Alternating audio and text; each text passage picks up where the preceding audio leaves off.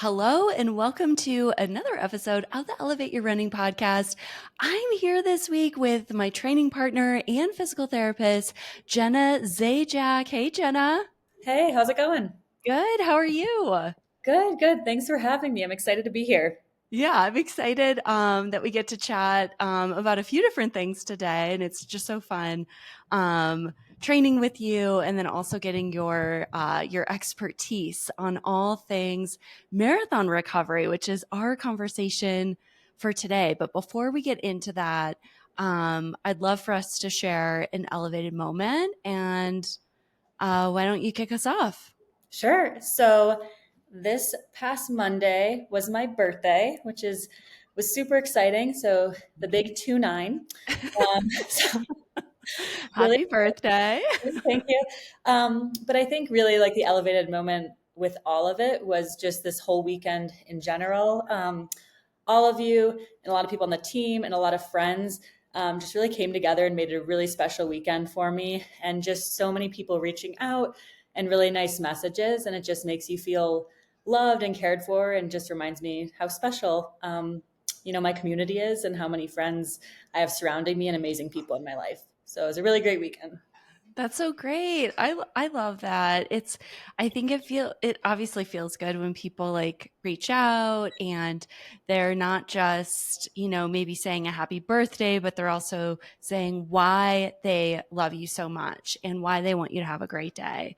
And that's so special. And we got to hang out with some of our squad, some girls that we run with on Sunday night, which was a lot of fun. And just really be present in community and connection and all of that, which is amazing. Yeah, yeah, and I think it was really great this year in particular, just moving here back in June. I think already the community I built and just how welcoming everyone has been has just made it really amazing and really special. Yeah, yeah, because you're based in Boulder, obviously, because we run together most days. And you're in Boulder, you moved from Boston, and you've been here over the last like few months from June through October. And it's been really fun getting to know you and running with you and sharing all the laughs and doing all the things that we get to do in training together. And it's just been so much fun. Yeah, no, it's been great and can't wait to finish up this cycle with you.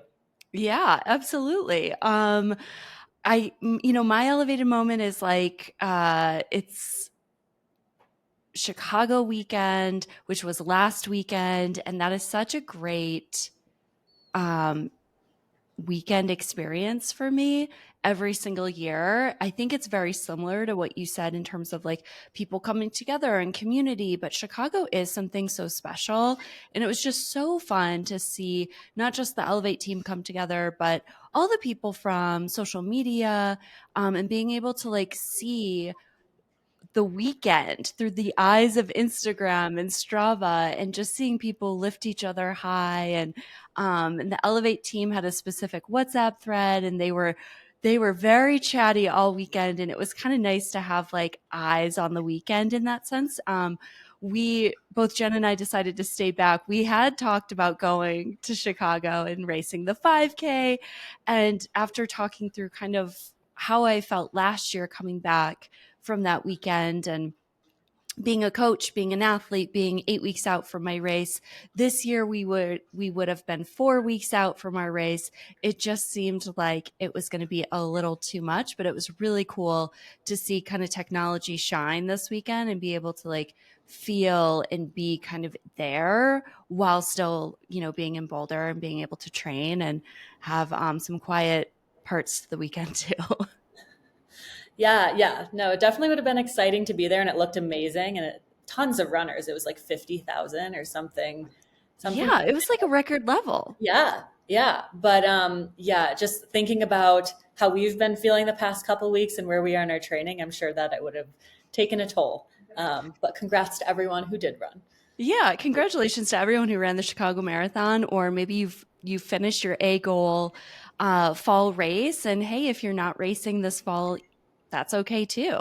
This episode is definitely going to have some tidbits in it that's going to cover recovery, whether you're coming off of a marathon, maybe it's a half marathon. If you're not training or racing this fall, I think it's still going to have some really good info on how to recover the right, quote unquote, right way. Because there isn't, I mean, it's subjective to some sense, but also being able to follow a plan that you know is potentially has a greater chance of working is better than not. And I've definitely had my own recovery missteps along the way. So that's going to be a future episode where I share all those. And but tonight we're going to talk all about marathon recovery. But before we get into that, we're gonna share a little insight into what it's been like to train together with Nell Rojas as our coach for the Indianapolis Marathon, which is in less than a month. When this episode airs, we'll be a few weeks out. Jenna, like what do you want to share? What do you want to share to our audience about our training and about the experience and anything and everything? Yeah, I think like some of the biggest things, at least that I've learned in this training cycle and just like us training together, I think is it doesn't always go perfectly. Um, and even especially like on social media and things like that. And if you're like following a lot of runners, like things can be put up and look like, that they're going really well. Because a lot of people we post like, or we share when things are going well or when we have good runs or good workouts. And I think a lot of it that like we have had really tough workouts or really tough runs or days where it maybe just doesn't go as planned, right? Or like different factors that play into that. But not that that those are going to happen, but that we kind of learn something from it. I feel like each run we've taken away something, been able to gain fitness from it, gain mental toughness and in different aspects. And I think that that's really setting us up well for Indy because you don't know what's going to happen on race day. And I think training together, we've been able, some days you have really good days or some days I have really good days.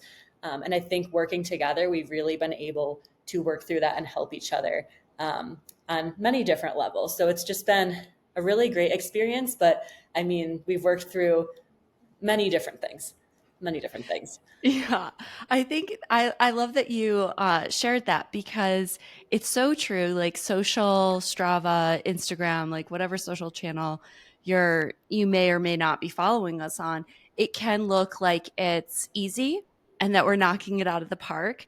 And it couldn't be further from the truth. Like we are running strong. I think we are running well, but I think with particularly every single long run, we've had to overcome something in the moment while we're running and figuring it out on the fly to like continue to produce what we want to produce. And it hasn't been something that we've talked a lot about. We have kind of like, or I've at least hinted or, flat out said, like, this was a really tough day. I think people want to hear or listen what they like want to read or listen to what they want to with that. But we had, in particular, we had a 22-mile long run that we went into it with. It was 16 miles at moderate pace. So this is going to be slower than marathon pace, but quite a bit faster than easy effort. And so we were in this 7:15 to 7:30 range, and that was about 15 to 30 seconds off of, I think, what we're looking to average at Indy. And we went into this run thinking it was going to be a piece of cake. We didn't strategize. We didn't talk about chunking. I didn't bring my one AirPod, my infamous one AirPod. I didn't bring it because we thought we were going to chit chat like the whole time. And it ended up like we had a 4-mile warm up, and the warm up felt okay. I remember the first mile came in at 9:10, and I thought, oh, feels a little faster than 9:10, but okay. And that's how the whole run went for us. And we ended up running, so it was a 16-mile kind of sustained effort within this 15-minute pace window Oh, I think it was actually 7:15 to 7:40. And we started at 7:40 and we worked our way down to 7:15, but the whole thing was awful. It felt awful. It was tough. It was hard. There were very few things said during the 16 miles. We saw like our team was out there. We saw other people from the track club. Like the track club was literally running loops around us because they're so fast, and we were on a loop, and it was just a really really tough day. And what was really interesting about that is like the people who saw us that day could see two things. They said the first thing they'd say to us is, "You looked so strong." But when we stopped and we were like giving our feedback, they were like horrified for us. Like it was a pretty tough day. But like other people on social, or we ran into a teammate the next day, everyone was talking about how great this run was. And it's just so interesting because on the inside, and then of course, as we were talking about it, and I know I put a post out about it, like that it was very tough. People look at the numbers and they make the assumption. But, and that's okay, but it was further from the truth. And that's been kind of how this whole cycle has been. Every single long run, there's been a lesson that we've learned, something that we've had to navigate together and get through it. And we're only going to be stronger for it because we both know that at 26.2 miles on November 9th, something is going to happen. It's just going to be a matter of like, what is it? Hopefully, it's not a gel exploding like what happened the week before. And that chaos that comes with a huge gel just exploding everywhere. Um, and hopefully, we can like navigate and find our way back into focus and just get back on the PR train. Yeah, and for anyone that doesn't, please practice with the gels. I mean, I hope everyone practices with the gels they're using on race day, but make sure you can open them, um, get them Yeah. get them down, everything like that. But yeah, I mean, I feel like we have been through quite a bit. I mean, I think about long runs where we've gotten lost on a on a pre-written route, or I'm pretty sure at the end of like several long runs, I was crawling on the ground. Uh, a lot that goes on. But I think a lot of it we've kept like laughter and joy through good, through the fun times, the harder times. And I think that's just great because training should be fun. I mean, it's hard and we work Yeah. really hard, but I think we've really kept it fun. And I think that's what's carried us through and taking that energy with us to the race. Yeah, for sure. I've had one moment where I broke down mid run. I'm like, I cannot talk. I'm not in the place to talk right now. And that's okay. But we have had a lot of fun. We have worked really hard. And we have practiced quite a bit of all the things that we want to be able to execute well on race day. For those curious, we have been practicing with SIS beta gels. Those gels are pretty just big in size. It's actually causing me to need to buy a new pair of race shorts. So I get to practice with those this weekend. And that's just something to keep in mind if you are using those gels for a fall race. But those gels are trending to be a very difficult gel. And I don't actually know if it is going to be the gel that we end up using on race day because we've both had incidences where the gel doesn't open, or in my case, a few weeks ago was Boulderthon weekend, the gel absolutely exploded all over me, and it's a very sticky substance, and it's not something that washes off. Like we were trying to get it off with like the water in our handheld, and like it just was on me until I took a shower. So it's not something that's like a great feeling if that happens during the race. Yeah, I mean, we don't really want that, but it's good that I mean, again, during practice, that's why we test things out, test out like outfits, test out shoes, everything like that, just to make sure on race day it's hopefully a little smoother. Absolutely. Yeah. So hard work goes hand in hand with having a lot of fun, a lot of belly laughs, a lot of laughter, a lot of um, just uncontrollable laughter, even during like workouts and stuff. It's been a lot of fun. And I think anytime that the process of the training cycle starts to outweigh what you're shooting for or what your outcome goal is, even though I'm a big believer in both, typically good things can happen on race day because of that. The pressure's a little bit lighter. It's a little bit easier to kind of flow into it. You can run relaxed and see what happens.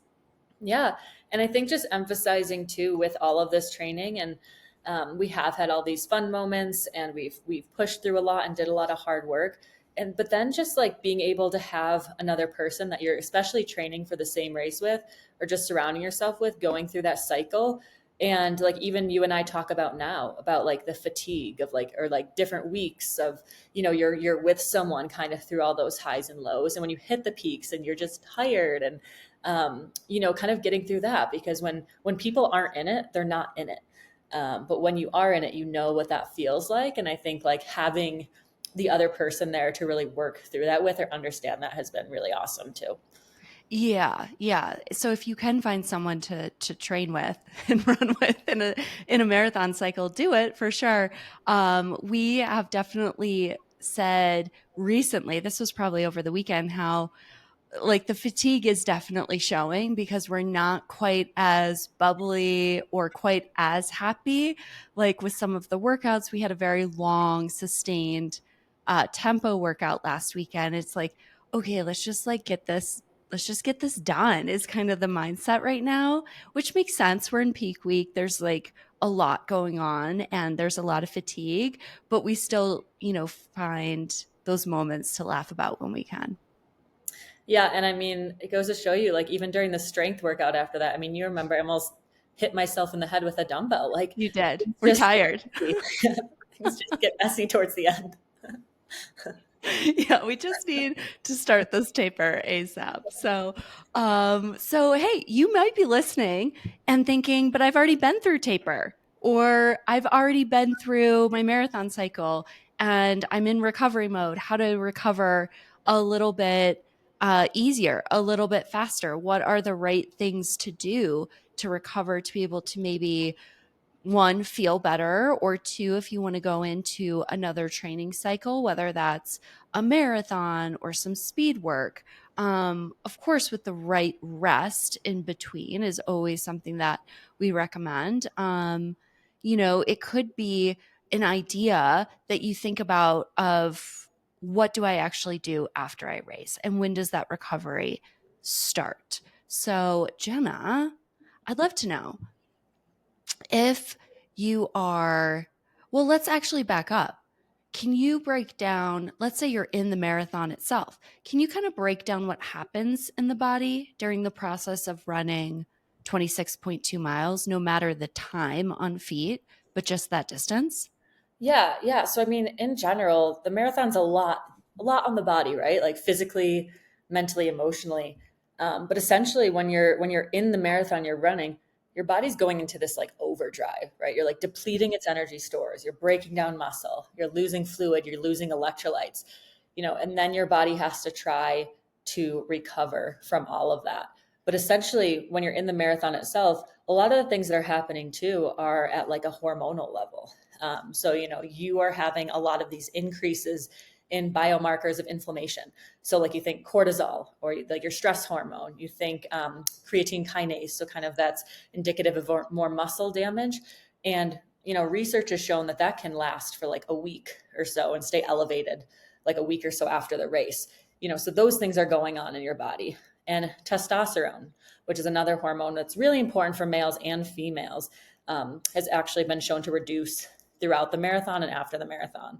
And this is important. But all of these are important for like muscle repair, at the tissue level, and also can like then lead to increased risk of injury. So you're really altering a lot of like internal biomarkers in conjunction with the muscle damage you're also doing. So I think people forget about all these like endocrine systems, your immune system's tanking. All of these things are breaking down in the marathon because your body's in this state of extreme stress, essentially. So that's where it kind of gets into where the recovery piece is important because you're doing a lot more than your body would normally be used to or could necessarily, handle at one time. Yeah, and I think that's really important because there's so many times I hear athletes or runners say, "But I feel fine. My body feels fine." Like maybe they ended up party pacing the marathon and they trained really hard for it, but at the end of the day, they just wanted to run easy. It's still doing a lot of internal damage, no matter the pace. Whether you're crushing a 2:30 marathon, you're running a 3, 4, 5 hour marathon, it's all basically the same, right? Yeah, no, absolutely. And I mean, then you just think about the time on your feet too, and all like the amount of stress on your bones, like your ligaments, like no matter what pace you're running, it just alters how those forces are distributed through the body, but you're still on your feet for a long period of time. And just that movement in general. I mean, I think about how exhausted I am if I go on a trip and walk like 13 miles in that day. Like your body's tired, like it's not used to that prolonged stress. Because when we train too, we're not running a marathon when we're training necessarily. We're doing these shorter distances and we are breaking it up. We're kind of recovering after each one. But the marathon, it's a full thing and you are pushing yourself most of the time or putting your body in a state of stress. And even if you are, taking it as more of an easy run or going at a slower pace, there's still the essence of a race. There's still adrenaline, which spikes with the adrenal hormone or adrenal glands, and that's providing extra triggers to your body. We don't want those to stay elevated for prolonged periods of time. So I think there's just a lot of other things going on despite what pace you're actually running at.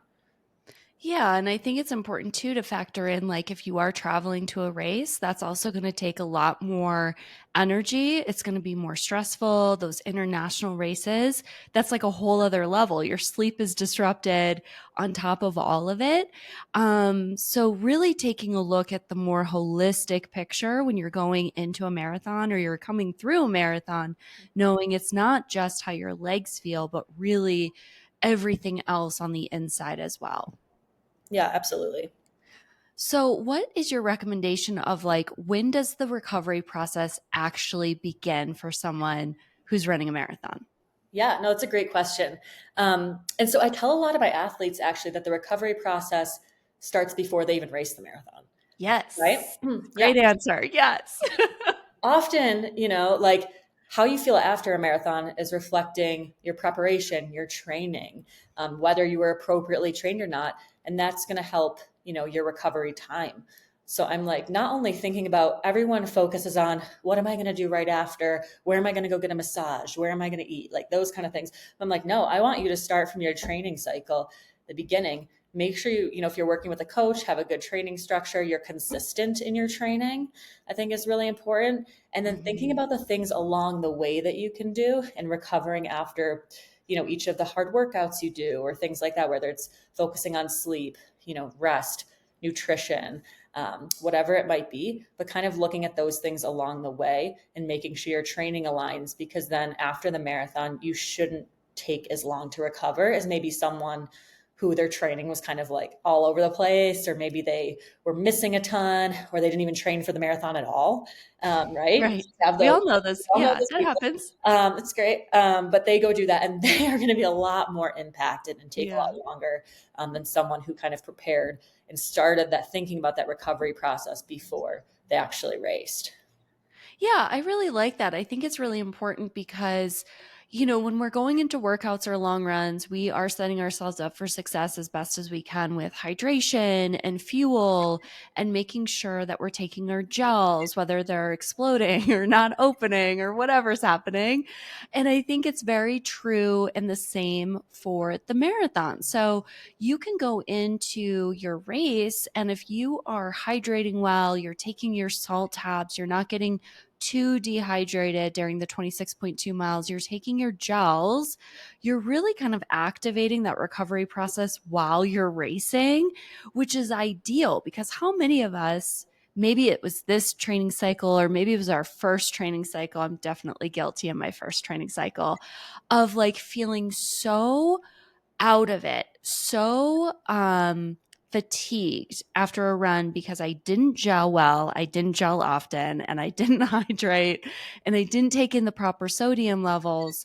And that just makes everything so much harder on your body to be able to flow through that. So anytime I have an athlete even racing like a warm race, like a warm Boston or like a just a warmer day where they're losing so much more salt and sodium and electrolytes, they get a few extra days of no running just for the sake of that because it just depletes the body so much more. Yeah, yeah. And I think practicing all those things, like you kind of mentioned early on, and like just that preparation is key in the training. And I know a lot of Mhm. athletes, and I've done this myself, like in training, um, maybe we're not as consistent with like when we're taking gels during our long runs or how much hydration. Like I know you are fantastic with getting your water in. And I think I get I have talked about it on here. People know I'm a heavy oh, people drinker. know. Yeah. Yeah. It's We about 60 discussed ounces a week, and your yeah. stuck hand position holding the water bottle. For anyone that doesn't know, Sarah's hand is kind of stuck in a holding a handheld water bottle position when it's not there. Yeah. And it's how often you have it in your hand. For sure. If you look back on Instagram pictures on the track or pictures of long runs, just look at my hands. You'll see. Yeah, but you're getting your hydration in. That's so important. Yeah. But yeah, I mean, I think you'll get through like three water bottles, and I'll get through like three quarters of one. And that's just something that I need to practice and work on. But I think, with you, besides the days you forget your water bottles, you're very consistent with it, right? And I think that that's Yeah. going to pay off a lot on race day because your body's used to it. You've prepared that, and then your body's going to be able to adjust to also that intake of fluid and not be like really surprised by it. So I think all of those things, in addition to just the consistency with running, will aid in that recovery process when you do that during training. Yeah, absolutely. It's like how you show up in training is how you show up on race day too. So the more you can practice this in training, the better you're going to feel in your workouts, your long runs, and the overall like cumulative fatigue periods of training. You're just going to feel a little bit better. I'm not saying you're going to feel great, but you are going to feel a little bit better than someone who isn't doing that. And then you can carry it with you into your race and activate that recovery process while you're running. What are some recovery tactics that runners can do, whether it's maybe a few hours post race or that first week after their big race? Yeah, yeah. So taking a step back with that, thinking about, after the race itself, when we think about recovery just in general from the marathon, I mean, this can take up to a full month or longer for Hmm. everything, right? So Hmm. even like we talked about, people after 3 to 5 days after their marathon, they're like, let's go. Like they're like ready, right? They want to go Yeah. run. They're like, I Yeah. feel fine. And I'm like, okay, great. But when we think about the muscular damage just in general we're accumulating, I mean, that can take up to a couple weeks to recover. So we have limited muscle strength, we're having inflammation, we get muscle cell damage. And then we're also getting like muscle fiber damage. Okay. And Hmm. that can take 3 to 4 months after the marathon to recover. And I think something people don't often think about is the muscle memory. So muscle memory damage, or like our automaticity with our running, right? And how efficient we are doing that. And so kind of with that, it's when we think about, we have people who jump back maybe too soon and are trying to run at like faster speeds, or they want to get back into workouts, but are like with muscle damage, and then that like, kind of like almost automaticity of what we're efficient in, or our muscle memory is damaged, we're not running well at those speeds, or we're not most biomechanically ready to run at those speeds.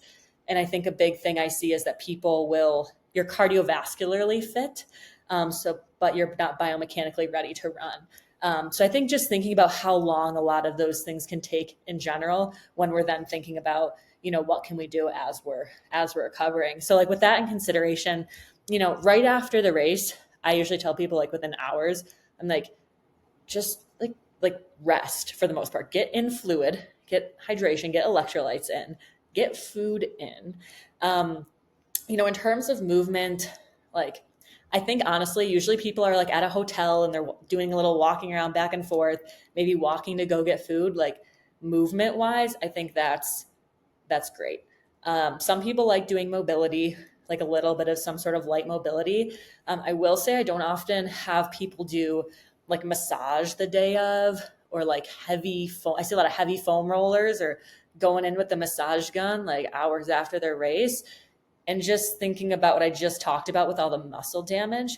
I mean, if you think about when you get deep tissue massage, like they're digging in. And, essentially a lot of those things and like even stretching and such, we're further like ripping some of those muscle fibers, we're damaging the muscle a little bit.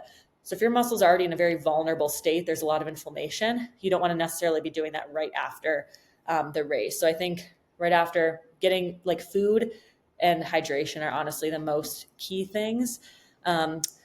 And then just I start to kind of, when I work with people, I kind of reverse taper people essentially out of the marathon. So this could look like, for the first few days after the race, I don't really have people do formal exercise. Maybe they're walking for like 15 minutes or something like that, or doing something really easy, like a very light bike, just kind of get things moving, not to get too stiff. Um, but basically, after a week after the marathon is when I start to more get into like exercise or more formal exercise. So starting again, more of that reverse taper. But even at this point, I'm usually having people cross training after that week. So maybe it's biking, swimming, maybe a little bit of strength or mobility if that's something they were doing before, but very relaxed. And then kind of if they do that for 3 or 4 days, then I might start getting back to running. The first run I usually say is like a test trial. So I'm like, let's just like assess the situation, see how things are feeling. Because often you could be walking around and feel fine, but like the second you run, like something might be stiff or a muscle might hurt or, anything like that. Typically I get people when they do their first run, they're like, that was really awkward. Like they're like yikes. Like I feel like really out of shape, right? Like don't know how to run. Yeah. Which again is some of that muscle memory I was talking about, but also it's normal. Like it's just your body's still fatigued. Your fitness is Yeah. there, but your body biomechanically has to recover and catch up to that. And then essentially from there, I'm building, okay, let's just get you consistently getting on your feet again. Maybe if I start incorporating workouts after a few weeks, it's like, let's start off with, aerobic. So like steady state tempo. I'm not going to have them try to PR in a 200. Yeah. And then usually after like maybe a month is when like, okay, maybe let's start getting some workouts back in. Like still not as challenging as, during peak week or something before the race, but kind of slowly incorporating those. So I think people don't realize sometimes like the extended timeline of that return. But I think, if you let your body heal and recover faster, you'll be able to get back to running a little bit quicker and maybe not have as many injury flare ups along the way.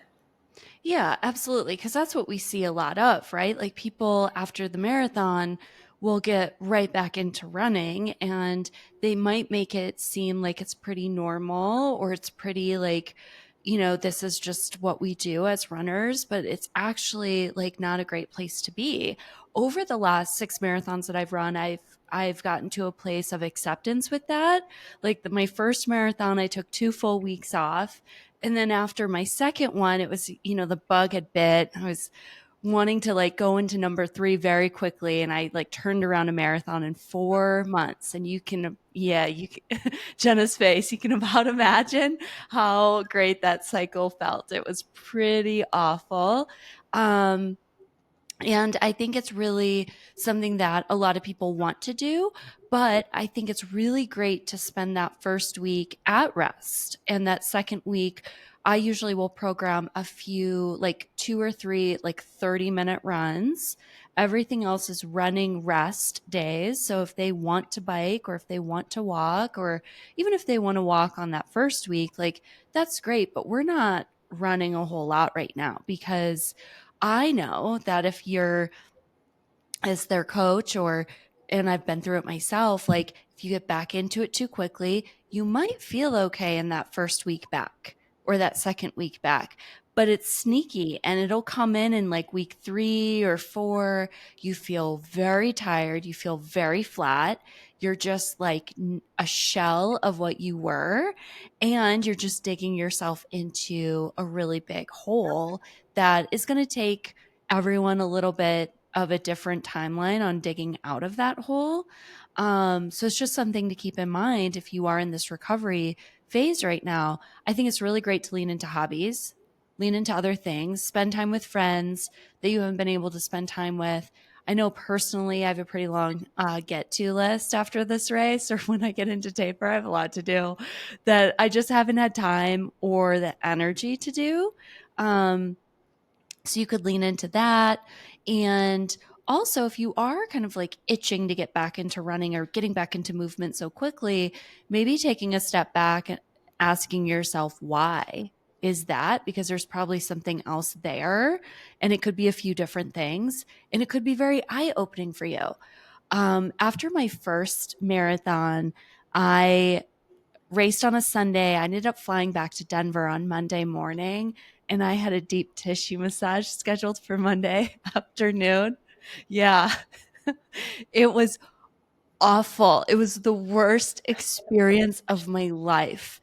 And like obviously the massage therapist knew that. She was like, "Whoa." Like, what did you do? I was like, "Oh, I ran a marathon yesterday." She's like, "Yeah." And like it's just like I know it's probably something that you think is going to feel good, but it really doesn't. It doesn't feel good. You can't really get any like benefit from it. So if you can, I mean, I recommend waiting like 5 to 7 days after the race. Jenna, do you have a different recommendation? For massage. Yeah. Yeah. Oh, yeah. Yeah. Like at least 5 to 7 days. And I mean, and it's tricky because, like, everyone's different too, again, in that recovery piece. But I think at least giving the body that week, like, if you are pretty sore or you feel, I mean, you can tell usually with your body too, like, if you're feeling that like inflammation or it's just like painful to the touch, like, massage probably isn't the best move and not what you need at that point. Right. Yeah. Okay. And so here's another story, just really, really quickly. Like, I got a pedicure after CIM, so my last marathon, like 4 days after the race. And she was like massaging my calf, and it was still like, it was painful. It was not enjoyable. So, like, even thinking about things like that, where it's not like a deep massage, but it is still some sort of stimulation, it could just be too much. Yeah, no, absolutely. And I think, so actually, when I was talking to our coach Nell the other day about Chicago, because we were recapping some of Chicago, and one of the biggest things she said that she actually sees amongst the professional runners is she's like, no one's resting. She's like, everyone, especially the pros too. So even at that level, are jumping back too quickly and are really not allowing the body to rest. And it's like, as a population, I think, and as runners, being a lot of the time like a type A, wanting to keep moving, wanted to keep doing things, we don't want to allow that rest. We Yeah. always want to be doing something.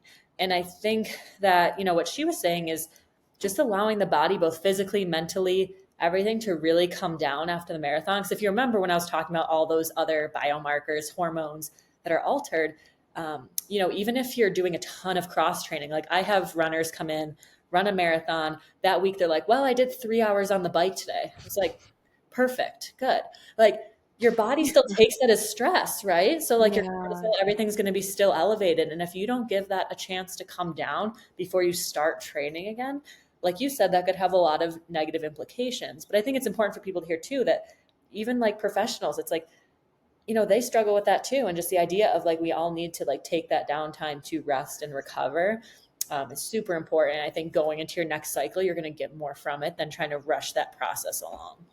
Absolutely. Yeah. And I think it's just so common. Most of us are type A, so we want to like get back into it, and like we have another race and we want to start training again, and maybe go back to the schedule or go back to a routine. So I think it's pretty normal in that sense, but I know I am leaning into some really great recovery after Indy. I know you are too, and it's going to be really fun to just be able to lean into other things. And I'll be visiting my sister and just like spending some time outside of it. So when I come back to it, it's going to be even that much better. And hopefully we run our first run together, our first run back together.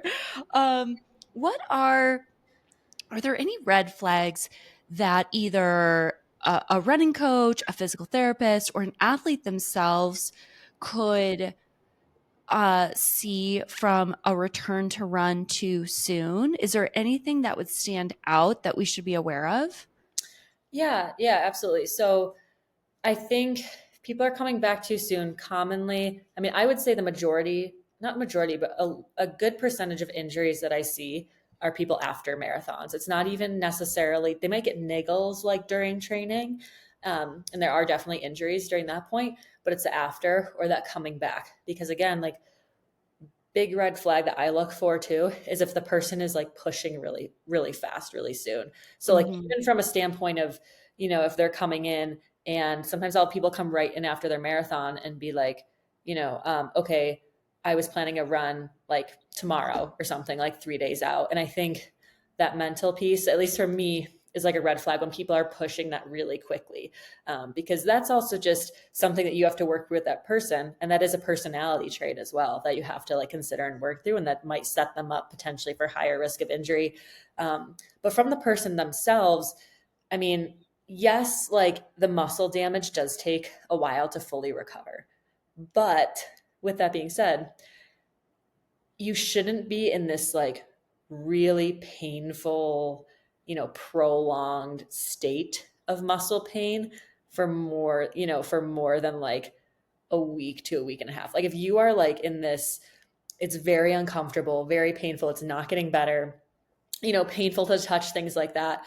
I tell people that that's usually something to watch out for, especially coaches. Like if the athlete's just saying like, I'm still sore and it's been 2 weeks, that could be a red flag for Yeah. many reasons. Like, how's nutrition? Like, what are they doing outside of it?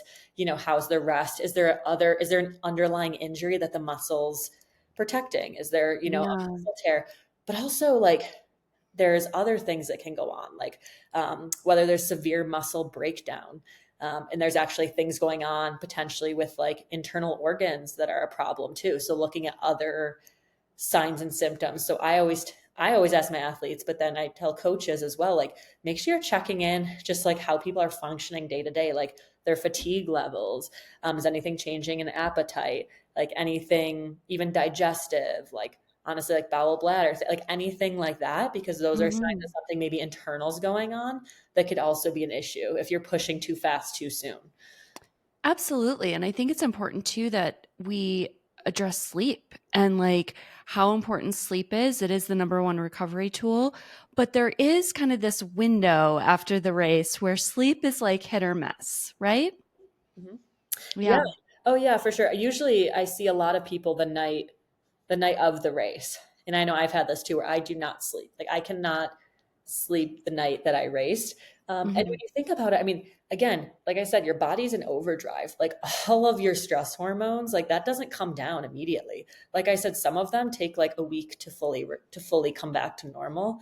And so that's why the like doing anything you can to settle your body down and not trying to over exercise over that is really important, because as we settle those down, sleep, things like that, heart rate, everything will go down. Like even, that one, for example, the hard 22 miler we did where your resting heart rate was elevated, right? Like 117, like unreal, right? But you think about that, Yeah. do you think about after like a marathon, what that might, and then like it took a Yeah. while for that to come down, right? But It it's did. with other things too. It's like we don't want to continuously be stressing ourselves. We want to find other ways because we want to get that sleep back. But I do see usually for a first couple of days, I think just because of those changing in hormonal levels, sometimes it's pain, like you're just uncomfortable. Mhm. Depending on how the race went mentally too, it's spinning in your head. So a lot of those things are affecting sleep. So I tell my athletes, what else can we do at this time as you're trying to get that sleep back to keep you relaxed, like to calm your body and your nervous system down? Because your nervous system's going to be a lot in that really heightened state. And we just want to figure out ways as we're getting that sleep back that we can recover, whether it's like the nutrition during the day, maybe just taking more rest breaks. Some people like to like meditate, even just like laying down and closing your eyes, trying to reduce any stimulation we can. Yeah, that's great advice because if you're not sleeping the night of the race, so you raced in the morning, you're not sleeping that night, and then you're building back sleep, you are going to be more fatigued, which means the recovery process is slowing down. And then getting back to running that week, you're just digging yourself into a hole at that point. And I've been there. I think hopefully to the audience, it's not something that you like have to experience to just trust to know that this is what happens. And I actually don't know. I'm sure it happens, but I don't actually know of anyone that has returned to run too soon and they either didn't get an injury or they showed up flat and then had to dig themselves out of a hole and just, didn't feel good while they were running. Yeah, yeah. And I see, like I mentioned before, a lot of those injuries, your body's like you might feel fit still and Hmm. like cardiovascularly you're in a good place, but if your body's just again biomechanically not ready to be running, there's so much more potential for injury. I mean, and you're especially if maybe like you're like, oh well, it's fine. Like my right calf is a little tight, but I can do this 15-mile run like a week after my marathon. It's like, okay. But you think about if there's one issue, and probably a lot of people listening know too, if there's some little niggle, you are going to run differently. You're Yeah. like, it affects your running efficiency, your VO2, everything like that, because your body has to use extra energy when something's off. So that just lines you up further to get injured. And I think just like the risk outweighs the benefit with it. But I think it's hard as runners when that's what we do. And it's a lot of the time after you run a marathon, give yourself a day or two and then you're like, I want to do that again. And people want to jump right back in. But it will be there, a few weeks later. And I think just taking that step back and like realizing the benefits you'll get from just taking that little bit of extra time. Yeah, absolutely. Because if there are more races on the agenda, or there are more things that you want to do and you want to run with friends and you want to have these cool adventures, you want to feel good while doing it. And getting back into it too soon is just a good recipe for disaster in that sense. Prehab is a proactive approach to preventing injuries. You can strengthen and stabilize the muscles and the joints through prehab, and it can really start, I think a runner can do it at any time in their running journey, but what are some effective prehab routines to consider, like a runner should consider after running a marathon? Yeah, yeah. So with running in general, I always like to say this stat because I think it's just mind blowing. But that like basically 80% of runners are injured or get injured each year. And that's a lot. Mhm. I mean, 80%. 80%. And you do not see that across a lot of other sports. Like running is one of the highest. And which is crazy sometimes when you think about like football where you're like tackling each other and things like that. But with running, it's just that really highly repetitive stress to the body over and over again. And a lot of runners, and one thing we all like about running, or one thing I like, is it seems really simple. Like we can just grab our shoes, run out the door, and go run, which you can. Some people can get away with that. But for the most of us, something will come up.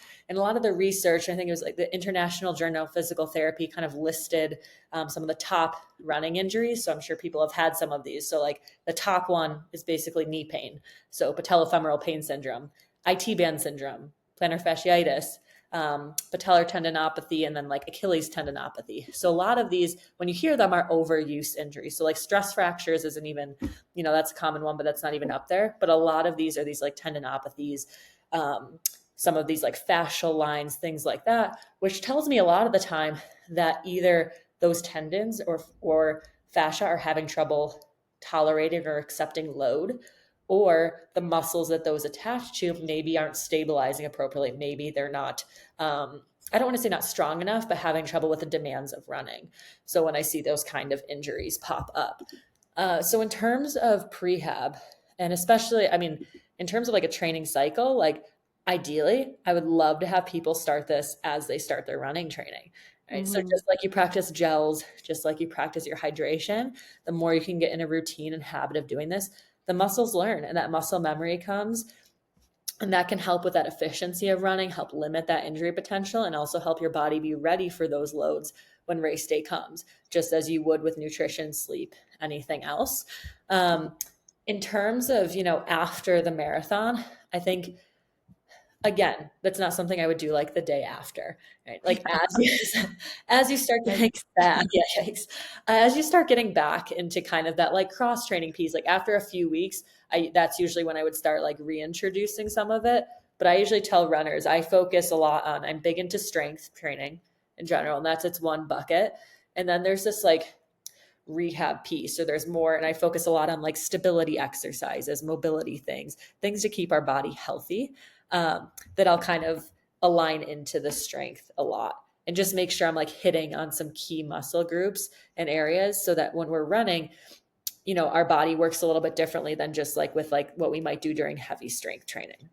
Absolutely. So, do you recommend mixing in kind of the mobility and the single leg exercises within like a strength program, or can a runner choose to take them kind of outside of, let's say they're doing strength after their track workout and their long run, can they kind of sprinkle the prehab mobility and single leg exercises throughout the week? Yeah, yeah. I mean, so we're all limited on time, right? Like we only have so much time Yeah. in a day.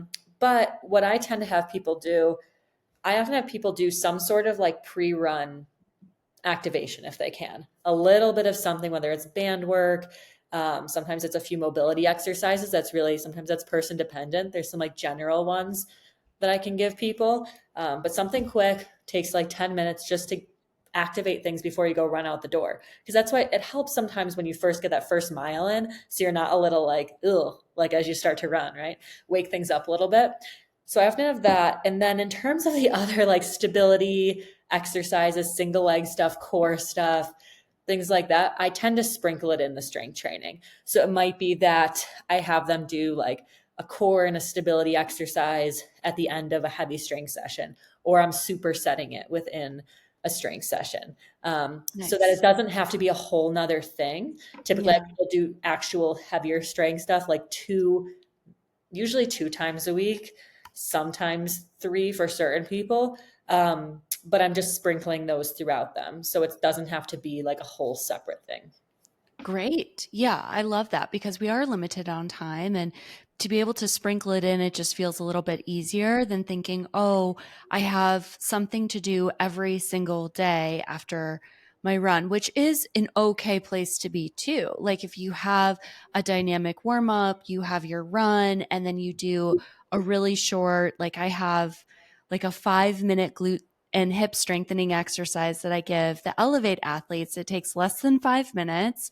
They get to choose between 8 to 12 reps. And it's so great. Right now, I have a few athletes where like 12 feels like, like I've achieved 12. And I'm like, that's great. We're going to 14. Let's do this. Like, be careful what you say to coach.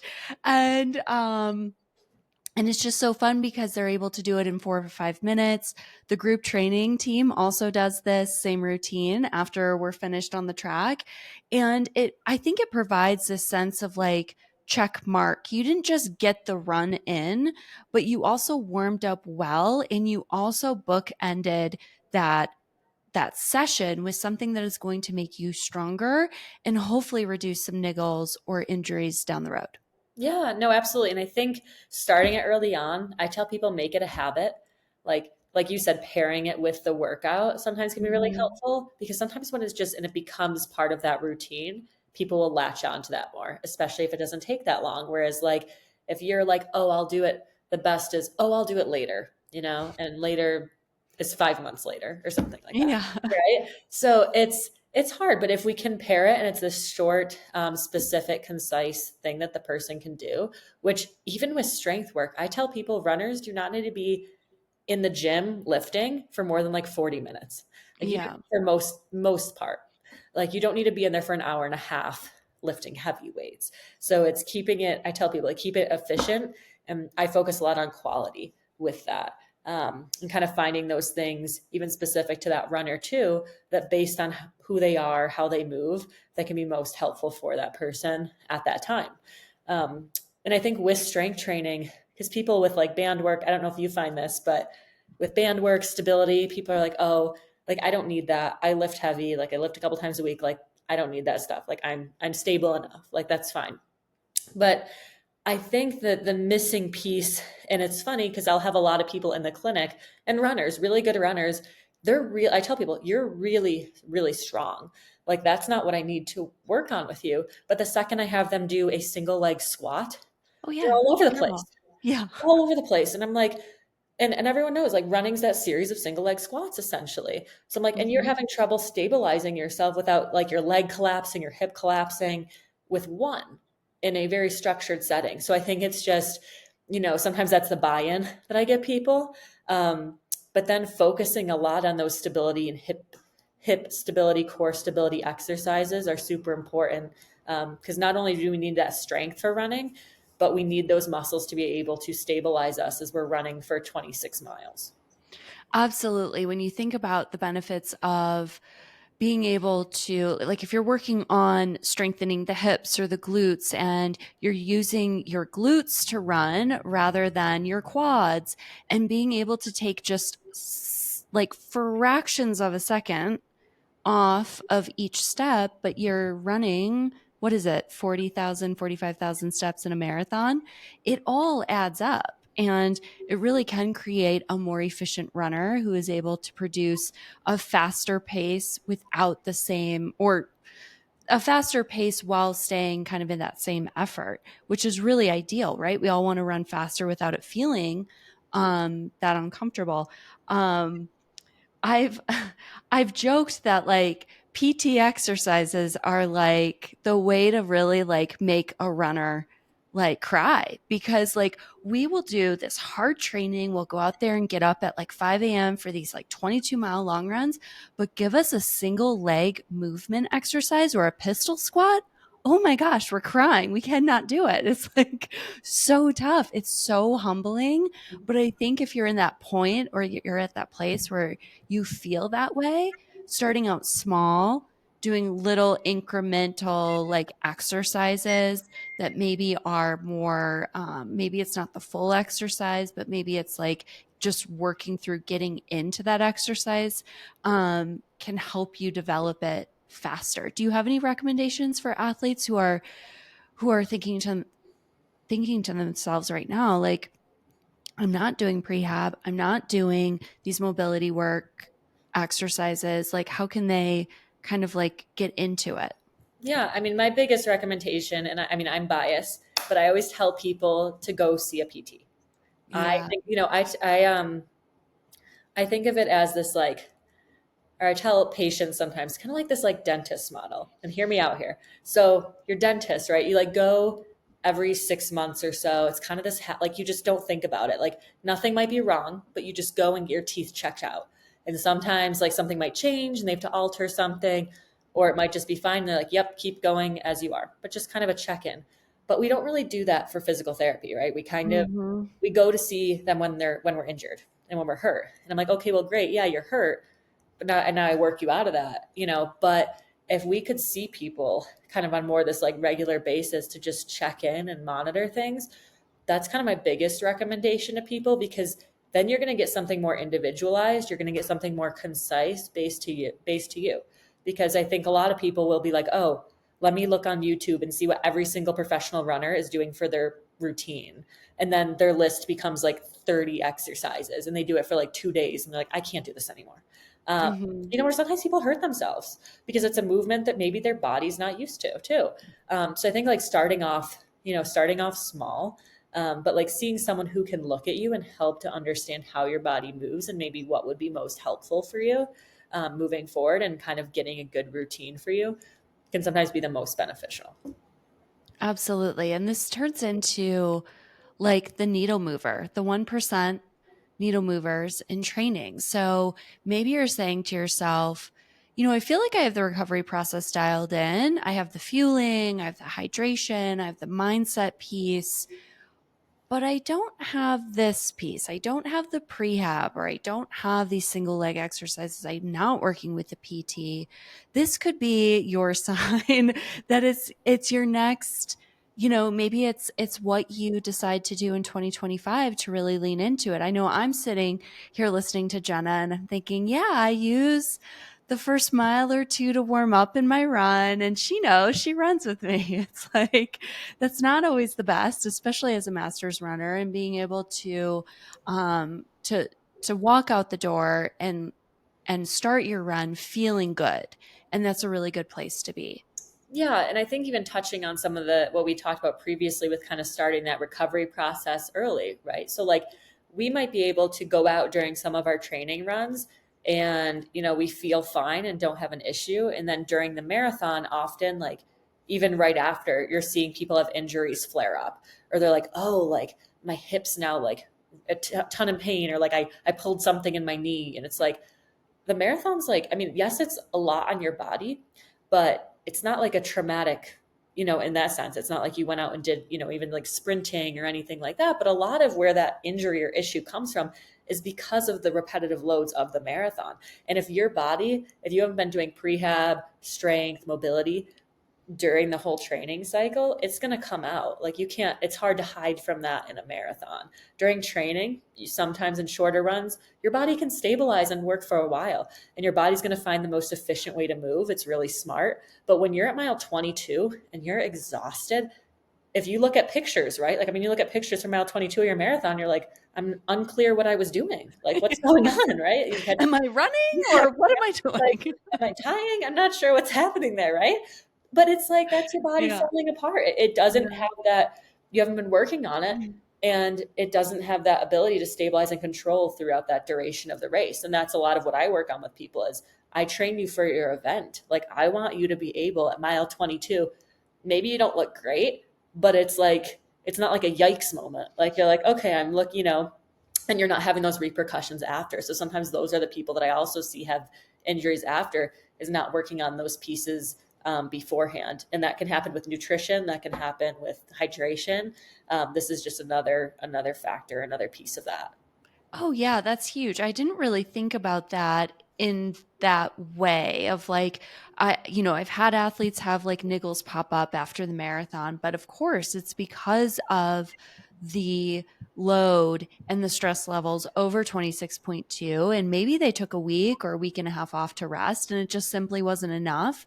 And that first run back, they're like, well, now I have a niggle in my calf or behind my ankle or on the side of my ankle or whatever it is.